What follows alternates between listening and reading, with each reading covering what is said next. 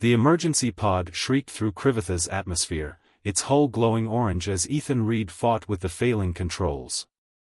Warning lights flashed across the cockpit as the planet's surface rushed up to meet him.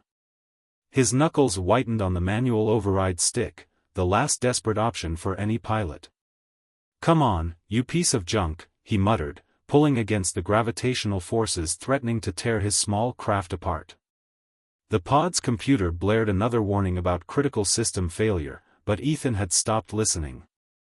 6 years of deep space piloting had taught him when to trust his instincts over machinery. The ground below was a blur of purple vegetation and rocky outcrops. Ethan angled the nose up just enough to avoid a direct impact, letting the pod skip across the surface like a stone on water. The impact rattled his teeth, and darkness crept at the edges of his vision as G-forces threatened to knock him unconscious. When the pod finally scraped to a halt, Ethan's body screamed in protest. Blood trickled from a cut above his eye, and his ribs felt like they'd been caught in a vice. But he was alive.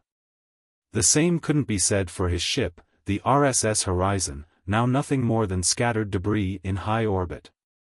Ethan forced the pod's hatch open, climbing out into alien air that smelled of mineral deposits and strange flowers. His environmental suit's readings showed breathable atmosphere, but he kept his helmet sealed. Better safe than sorry on an unknown world. The landscape stretched out before him in shades of deep purple and blue, with towering crystalline formations jutting from the ground like nature's skyscrapers. Twin suns hung low on the horizon, casting long shadows across the alien terrain. Beautiful, but deadly, just like everything else in deep space. A sound caught his attention, the soft crunch of vegetation under careful feet. Ethan reached for his sidearm, only to find an empty holster. The weapon must have been lost in the crash. "Show yourself," he called out, voice steady despite the fear churning in his gut. "I'm not looking for trouble." The answer came in the form of a shadow dropping from above, moving faster than any human possibly could. Ethan barely had time to raise his arms before something slammed into him, driving him to the ground with bone-crushing force. He found himself staring up at a creature that defied his expectations of alien life.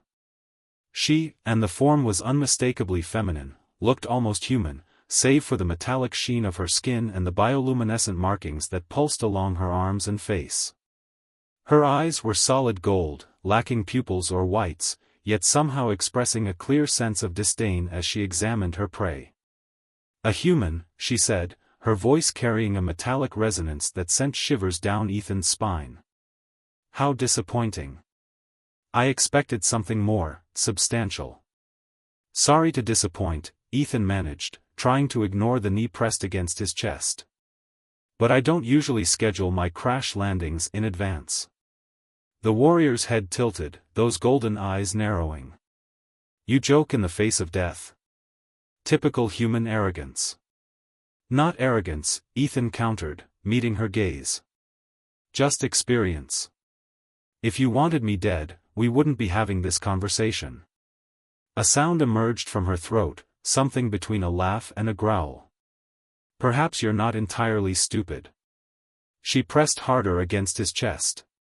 "I am Nyara, war captain of the Krivathi. And you, human, have crashed into the heart of our sacred hunting grounds." "Ethan Reed," he replied, fighting to keep his voice steady. "Pilot of the RSS Horizon. Or what's left of it, anyway." Nyara's free hand moved to his throat, fingers tracing the pulse point with dangerous curiosity. "Your heart races, yet you maintain composure. Interesting. Most species would be begging for mercy by now. Would it help? No. Then why waste the breath?" Another almost laugh. "You're either very brave or very foolish, Ethan Reed. I get that a lot." Nyara stood in one fluid motion, hauling Ethan to his feet with inhuman strength. Her grip on his arm was like steel, and he knew struggling would be pointless. She stood nearly 7 feet tall, her muscular frame making him feel small despite his own athletic build. "The council will want to question you," she declared, producing what looked like liquid metal from a pouch at her hip. The substance wrapped around Ethan's wrists, hardening into unbreakable bonds. "Perhaps they'll even let me keep you as a pet, assuming your fragile body survives the interrogation. I'm tougher than I look." Nyara's luminescent markings pulsed with amusement. "We shall see, little human. We shall see." She led him through the alien forest, her movements precise and predatory. Ethan noticed how the local wildlife scattered at their approach, or rather, at her approach. Everything about Nyara screamed apex predator, from her confident stride to the way she seemed to absorb the shadows around them. As they walked, Ethan's trained eye caught glimpses of technology far beyond human understanding. What looked like natural crystal formations hummed with energy, and occasionally something would move through the trees that defied physics as he understood them. "Your people," he ventured, "the Cravathi. You're not native to this world, are you?" Nyara glanced back at him, surprise flickering across her metallic features. "You can tell? The tech integration with the environment is impressive, but it's still integration. This isn't your homeworld, but you've made it your own." "Clever pet," she mused. "Our homeworld died centuries ago. We adapted. Survived. Conquered. As all strong species must." The implied threat wasn't lost on Ethan. Humanity was still young among the stars, barely reaching beyond their solar system. The Cravathi were clearly ancient by comparison, with technology that made human achievements look like child's play. "Is that what happened to my ship?" he asked. "Did you conquer it?"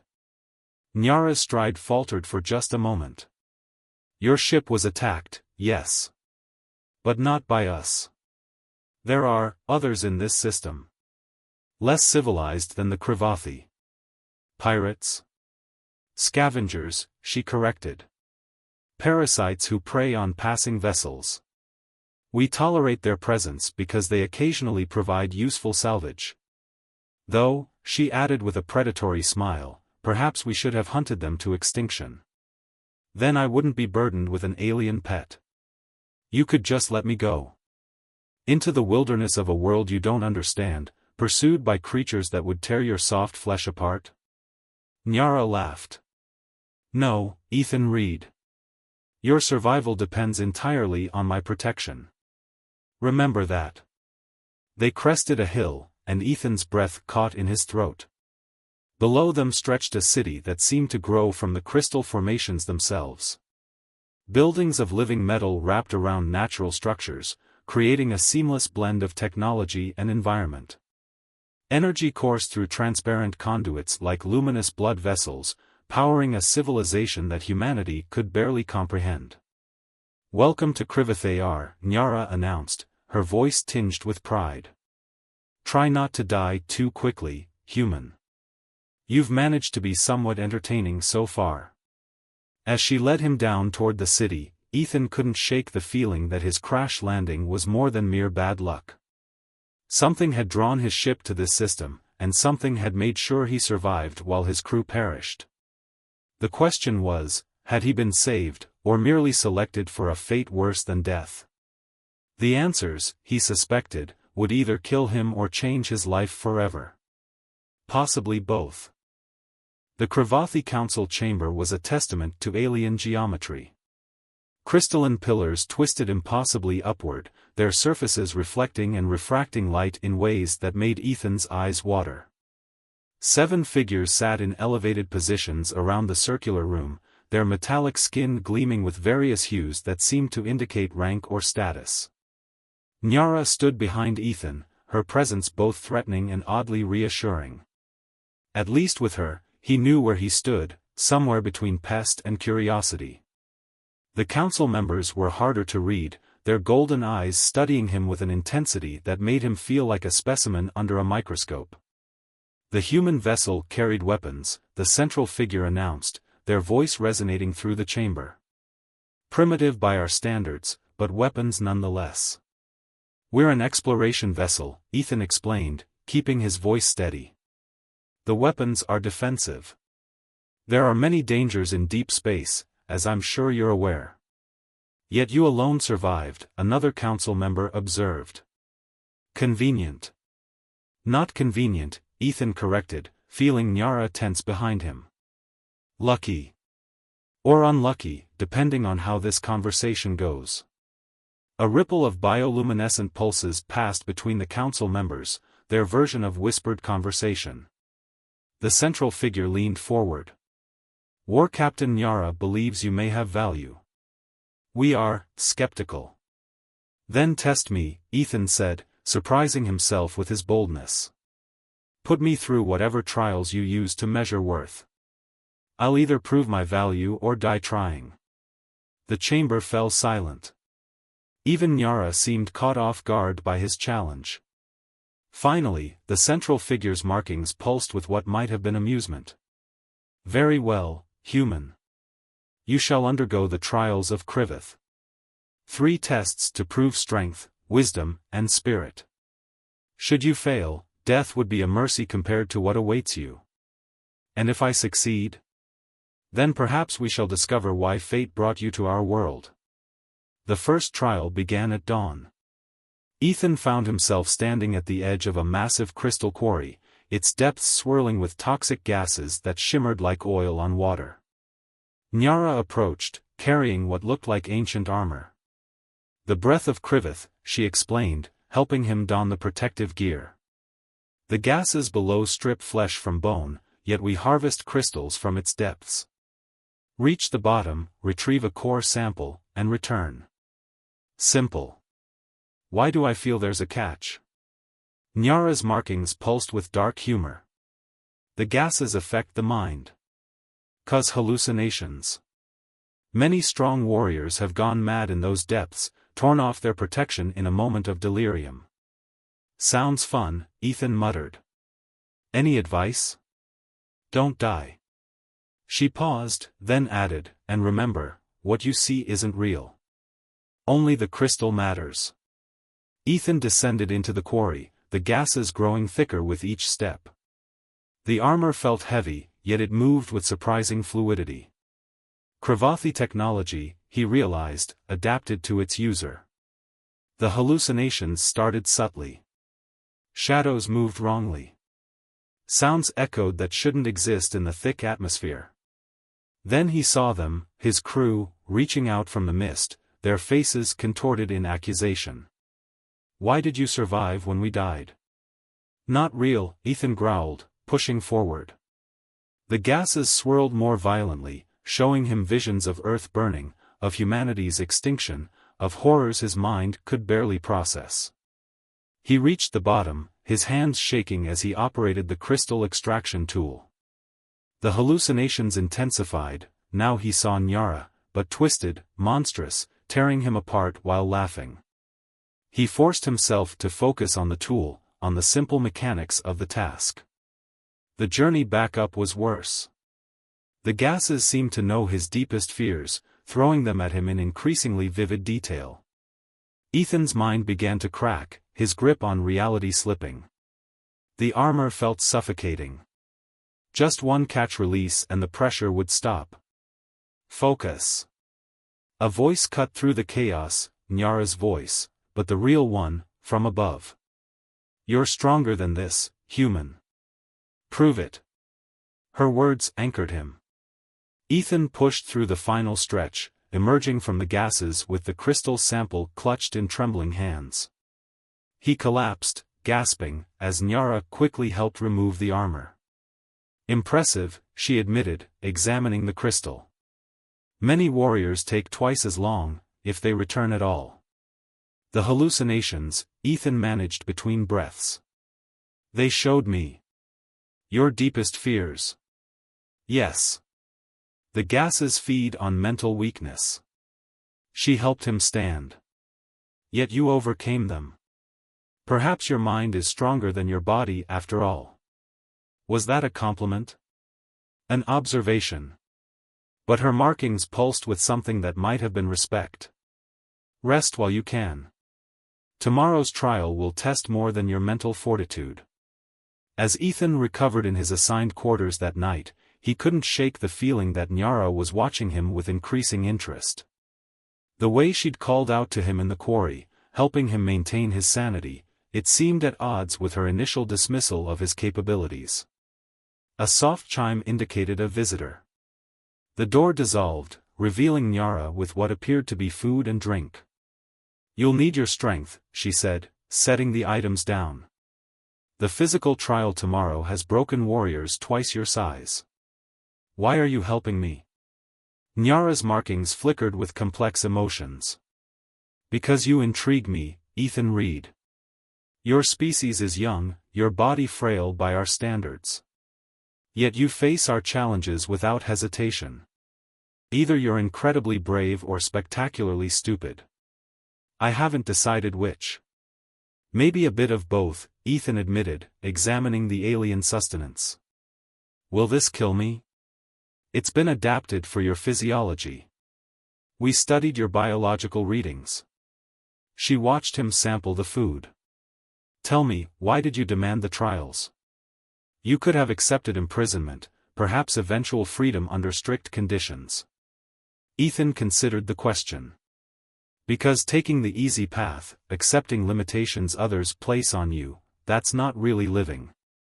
Better to risk everything for a chance at respect than live safely in chains."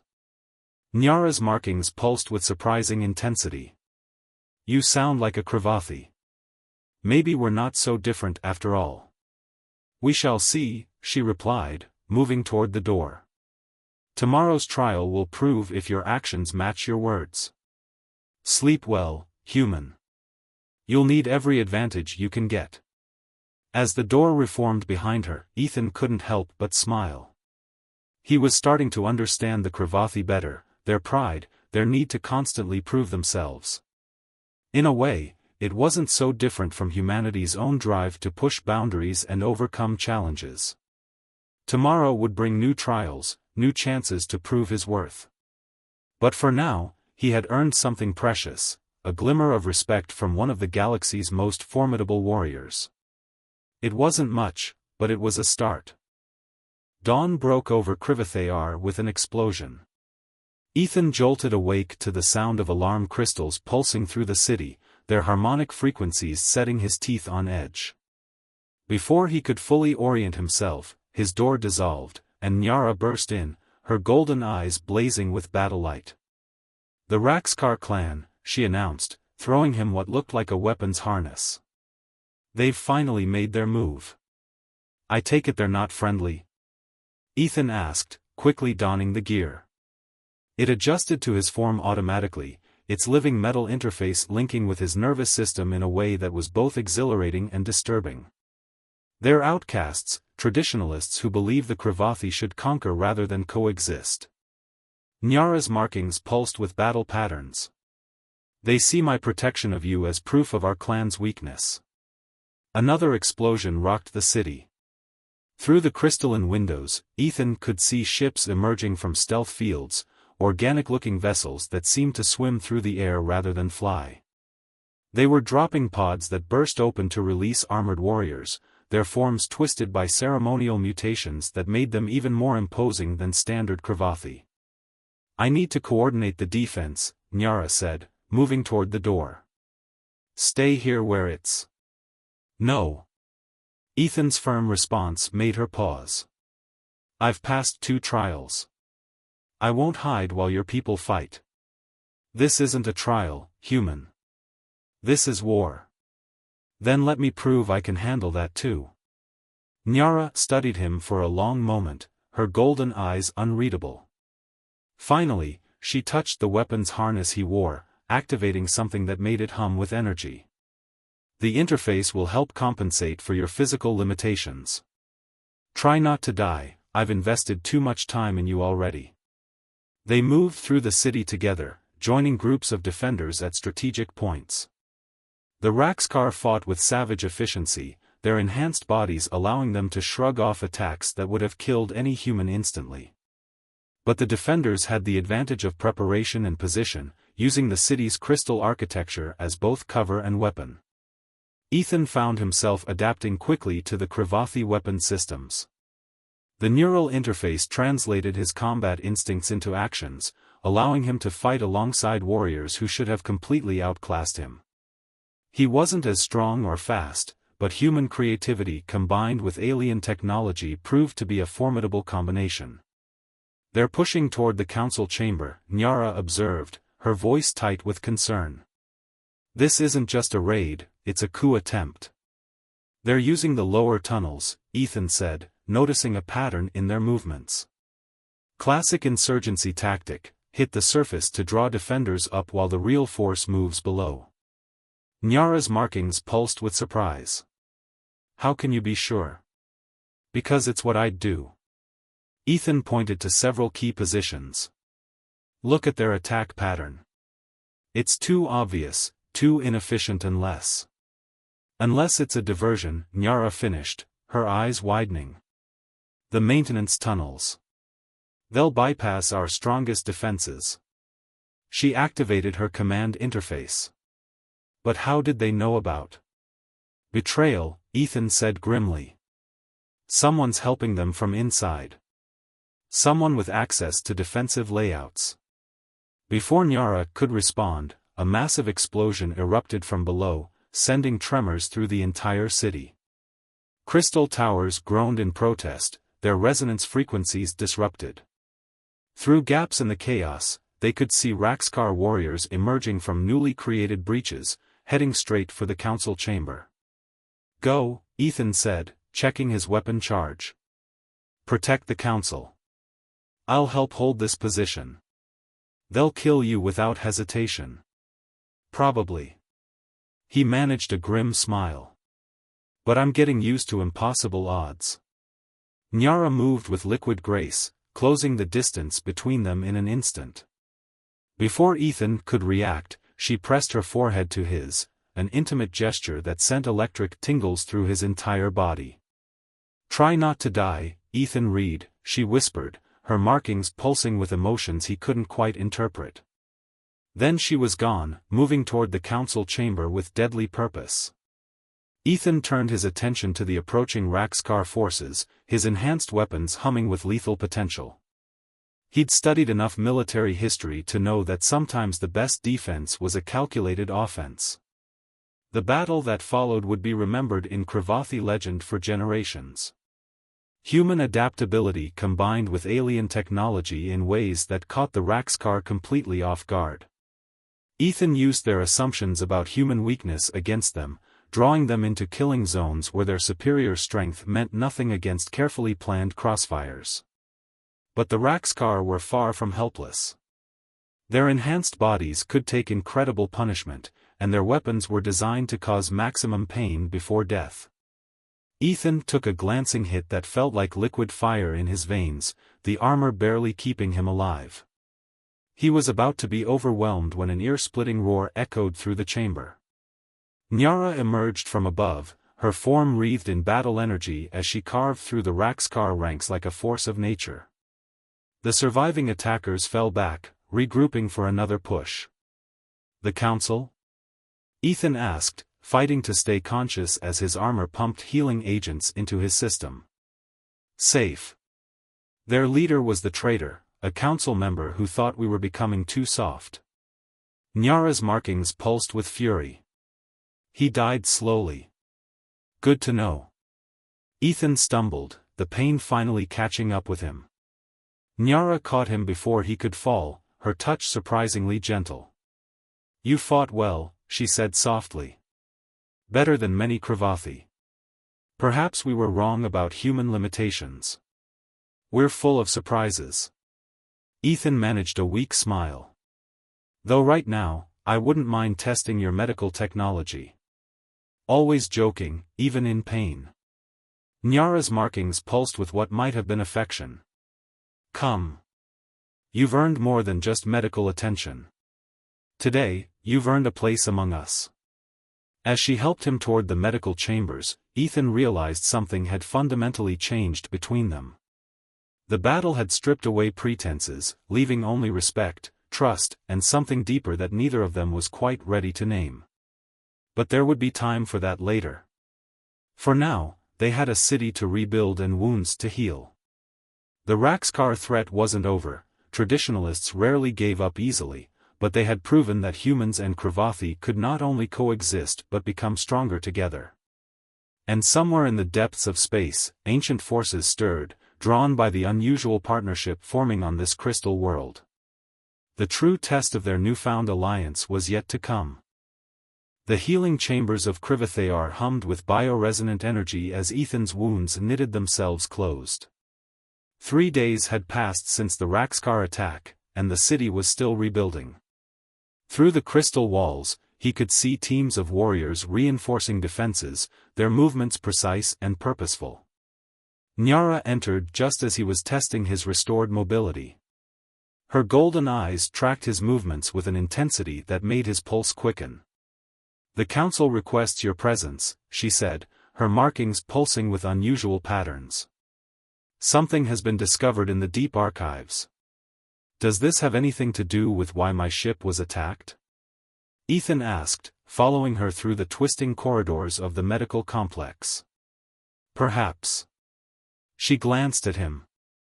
"The Raxkar prisoner we captured, before he died, he spoke of the awakening. At first, we thought it was religious fanaticism, but the council's archivists found something disturbing. The council chamber had been repaired, though evidence of battle still marked some of the crystal pillars. The 7 seats were now occupied by new faces, survivors and replacements after the betrayal. Their combined attention fell on Ethan like a physical weight. "Human," the new first speaker addressed him, "what do you know of the Void Dancers?" "Never heard of them," Ethan admitted. "Should I have?" "They are myth made real," another council member said, activating a holographic display in the chamber's center. "Ancient beings that feed on civilizations at the peak of their development. They seed conflict, foster division, then consume what remains." The display showed impossible geometries, ships that hurt the mind to look at directly. "3 centuries ago, they destroyed our homeworld," the first speaker continued. "We were not their first victims, nor their last. But we survived, adapted, evolved. And now they've returned," Nyara added, her voice tight with controlled anger. "The attack on your ship, the Raxkar uprising, they're connected. The Void Dancers are waking from their long sleep." Ethan studied the holographic horrors, his military training kicking in. "They create division before attacking. Get civilizations to weaken themselves first." "Yes."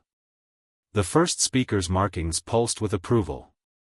"Your arrival was no accident, Ethan Reed. Your ship was pushed here by their gravitational manipulations. They wanted to trigger conflict between our species. Instead, they got cooperation." Ethan smiled grimly. "That probably wasn't in their plans. Which is why we need your help." Nyara stepped forward. "The archives speak of a weapon, created by an alliance of species before the Void Dancers destroyed them. Its location was hidden, but we've decoded enough to know it's somewhere in this system. You want me to help find it?" "We want you to help use it," the first speaker corrected. "The weapon requires unique perspectives. The journals speak of minds unchained by evolution's path. We believe it needs both Kravathi strength and human adaptability." Before Ethan could respond, alarms blared through the city. The holographic display shifted, showing massive distortions appearing in the system's outer reaches. Reality itself seemed to bend and twist as something began emerging from higher dimensions. "They're here," Nyara breathed, her markings pulsing with battle light. "Sooner than we expected. How long do we have?" "Hours, maybe less. Our long-range sensors are already failing." The first speaker rose, their form radiating authority. "War Captain Nyara, you will lead the search for the weapon. Take the human and our fastest ship. The defense fleet will buy you what time we can." "A suicide mission," Ethan noted quietly. "Perhaps." Nyara's hand found his, her touch sending electric tingles through his nerve endings. "But we die fighting or die running. Which would you prefer?" You know me better than that. They moved quickly through the city, heading for the military docks. Warriors rushed to battle stations around them, preparing for a fight unlike anything in living memory. The weight of history pressed down on them, the fate of not one but two species hanging in the balance. The ship Nyara led him to was like nothing Ethan had ever seen. It seemed to be made of living crystal and liquid metal, its form constantly shifting slightly as if breathing. "The Starfire," she said proudly. "Fastest ship in the fleet. She's temperamental with non-Kravathi, but I think she'll make an exception for you." As they boarded, Ethan felt the ship's systems interfacing with his neural implants. It was like being embraced by a living being, curious but cautious. "She's alive?" "Semi-sentient," Nyara corrected, taking the command position. "A blend of organic and crystal technology. Like most Kravathi achievements, she's as much art as science." The ship launched smoothly, accelerating at speeds that would have crushed unprotected humans. Through the viewing crystals, Ethan could see the defense fleet moving into position, a brave line of light against the encroaching darkness. "The weapon signature is coming from the system's third moon," Nyara reported, her hands dancing over crystal controls. "But the Void Dancers will detect us soon. We'll have to." Space twisted around them, reality bending as massive shapes emerged from higher dimensions. The Void Dancers' ships defied comprehension, organic machinery that seemed to exist in multiple states simultaneously. Looking at them directly caused physical pain. "Evasive action," Ethan called out, military training taking over. "Use the asteroid field's gravity well to." "Already on it," Nyara responded, the ship diving between rocks with impossible precision. "I need you to handle defense systems. The interface should." "Got it." Ethan's mind merged deeper with the ship's systems, feeling weapon arrays charging. "Let's show them what happens when they underestimate both our species." As they raced toward their destination, the fate of two civilizations rested in their hands. But in that moment, something else crystallized between them, a connection forged in battle, tempered by respect, and deepened by the realization that their differences made them stronger together. The Void Dancers had meant to divide them. Instead, they had created something unprecedented, a partnership that might just save both their worlds. The third moon loomed before them, its crystalline surface reflecting the chaos of the battle raging above. The Kravathi defense fleet fought with desperate valor against the Void Dancers' reality-bending ships, buying precious time with their lives. Each explosion in the darkness felt like a star being snuffed out. "Energy signature is strongest near the northern pole," Ethan reported, his consciousness still merged with the Starfire's systems. "But there's something wrong with these readings. The weapon isn't just hidden in the moon." "The moon is the weapon," Nyara finished, her markings pulsing with revelation. "Our ancestors were more ambitious than we imagined. They landed near a massive crystal formation that pulsed with dormant energy. The moon's thin atmosphere meant they had to wear environmental suits, though Nyara's seemed more like a second skin compared to Ethan's more mechanical protection. "The entrance should be," Nyara began, but stopped as the crystal before them began to resonate, responding to their presence. A doorway materialized, leading into the moon's depths. "Ladies first," Ethan offered with a slight smile. "Always the gentleman," Nyara responded, her markings pulsing with what he now recognized as affection. Even at the end of the world. They descended into a vast chamber that defied physics. Crystal pathways stretched in impossible directions, leading to platforms that seemed to exist in multiple dimensions simultaneously. At the center, a pillar of pure energy stretched into infinity. "The control interface," Nyara breathed, approaching a crystalline console. "But these markings, they're unlike anything in our records." Ethan studied the symbols, which seemed to shift and change as he looked at them. "They're not meant to be read," he realized. "They're meant to be understood. Look at the patterns, they're like neural pathways," Nyara finished. A bridge between different types of consciousness. A violent tremor shook the chamber. Above them, through the crystal ceiling, they could see Void Dancer ships breaking through the defense fleet's final line. Time was running out. The journal spoke of minds unchained by evolution's path, Ethan recalled. They didn't mean a specific species. They meant different species working together, perspectives that evolved along different paths. Nyara's markings pulsed with understanding. The weapon doesn't just need our strength and your adaptability. It needs trust, Ethan said softly. Complete trust between different forms of consciousness. Their eyes met, golden alien irises locking with human ones. In that moment, all pretense fell away.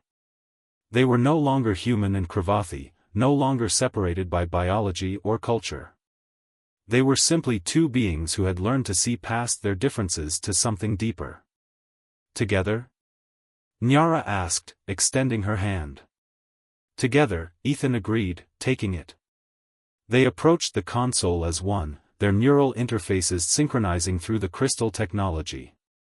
The chamber's energy responded, power surging through ancient circuits as two different types of consciousness merged into something new.